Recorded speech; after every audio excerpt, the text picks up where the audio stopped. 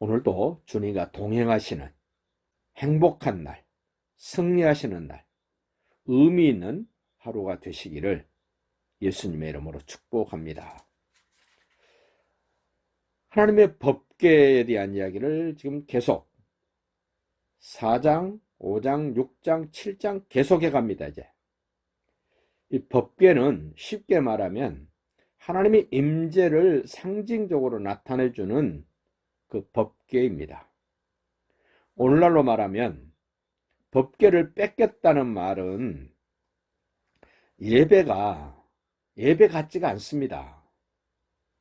말씀도 들려지지 않고 찬송도 감격이 없고 기도에도 응답이 없고 신앙생활에도 힘이 없고 기쁨이 없고 평안이 없고 뭐 이런 상태가 되는 겁니다. 이스라엘 백성들이 법궤를 뺏겼습니다. 법궤가 있을 때나 법궤를 뺏겼을 때나 이스라엘 사람들은 별 차이가 없습니다. 법궤가 실로에 있을 때도, 법궤가 에베네셀 전투에 들어왔을 때도 그들에게는 아무런 변화가 없습니다. 그런데 보십시다. 언약궤를 뺏겨 블레셋 사람들에게로 그들이 가져갔을 때 그들에게는 엄청난 일이 발생을 합니다. 다곤 신전에 법궤를 갖다 놨더니 그들이 우상으로 섬겼던 다곤 신이 꼬꾸라집니다. 그들이 다시 힘을 모아서 다곤 신을 세워놨습니다. 그 다음에는 더 사정없이 꼬꾸라져서 팔다리가 부러집니다가 머리가 떨어져 버립니다. 그러자 가드 지방으로 법궤를 옮깁니다. 거기에서 사람들이 난리가 났습니다. 그러자 에굴론으로 옮겼습니다. 거기도 또 난리가 났습니다. 그러자 블레셋 사람들이 꾀를 냅니다. 사람이 살지 않는 오늘 6장 1절에 블레셋 사람들의 지방에 있는지 7달이라. 이 지방이라는 말은 오늘 우리 전라도, 경상도, 충청도 이런 지방을 말하는 것이 아니라 사람이 살지 않는 광야를 이 지방이라고 표현을 한 겁니다. 법궤가 들어옴으로 큰 일들이 생기니까 사람이 살지 않는 들판에, 광야에 갖다 놔봤습니다. 어떻게 되나? 7달을 살펴봤습니다. 그래서 그들이 결론을 냅니다. 2절 보십시오. 블레셋 사람들이 제사장들과 복술자들을 불러서 이르되 우리가 여호와의 궤를 어떻게 해야 되겠느냐? 그것을 어떻게 그 있던 곳으로 이스라엘 진영으로 어떻게 보낼 것인지 우리에게 가르쳐주라. 이 블레셋 사람들의 모습을 보십시오. 새로운 뭔가가 생겼을 때 내가 생각지도 않았던 무엇이 우리 집에 들어오고 나에게 연결이 되었을 때 그것으로 인하여 어떤 현상들이, 문제들이 좋은 일이든 좋지 않는 일이든 발생됐을 때 블레셋 사람들은 이런 일이 왜 생겼지라고 따져봅니다. 확인해 봅니다. 그래서 그들이 결론을 냅니다. 이 법궤 때문이다 라고 생각을 합니다. 그래도 그들은 법궤 때문이라는 단정을 짓지 못해서 그 사람들이 결정을 합니다.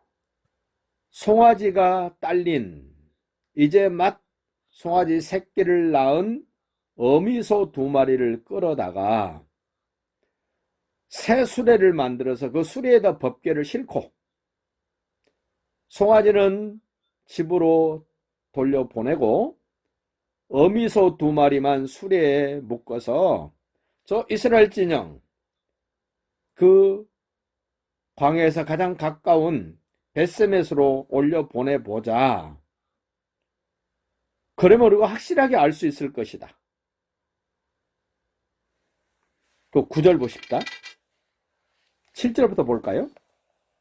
그러므로 새 수레를 하나 만들고 멍에를 메어보지 아니한 전 나는 소 2마리를 끌어다가 소의 수레를 메우고 그 송아지들은 떼어 집으로 돌려보내고 여호와의 궤를 가져다가 수레에 싣고 속건죄로 드릴 금으로 만든 물건들은 상자에 담아 궤 곁에 두고 그것을 보내어 가게 하고 보고 있다가 정말 이 법궤 때문에 우리에게 이런 일이 생겼는가를 확증하기 위하여 새끼 딸린 어미소 2마리에다가 새 수레를 메고 법궤를 싣고 그들이 결정한 대로 금독종, 금쥐 만들어서 상자에 담아서 법궤와 함께 수레에 실었습니다.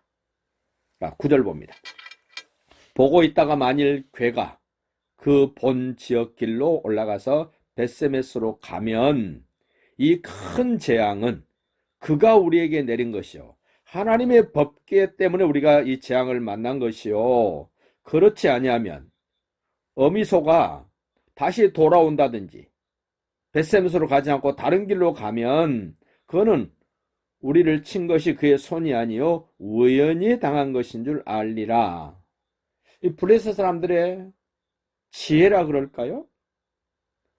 확인해 보는 이 모습, 우리도 좋은 일이든 좋지 않는 일이든 어떤 일이 발생이 되면 우리도 확인해 봐야 됩니다. 하나님이 내게 이것 하신 것인지 사단마귀가 하는 것인지 확인해서 증거를 가져서 하나님이 하신 것이면 하나님께 감사하고 사단마귀가 중겨면 물리쳐야 됩니다. 10절 봅시다.